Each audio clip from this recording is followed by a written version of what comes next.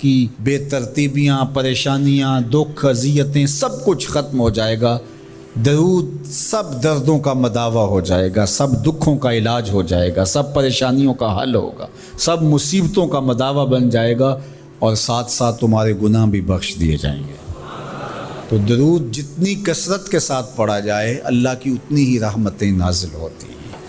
تو باقی وظیفے، باقی اوراد وہ بھی فضل و شرف والے ہیں، لیکن حضور نے فرمایا کہ پھر تمہارے لیے درود ہی کافی ہو جائے گا۔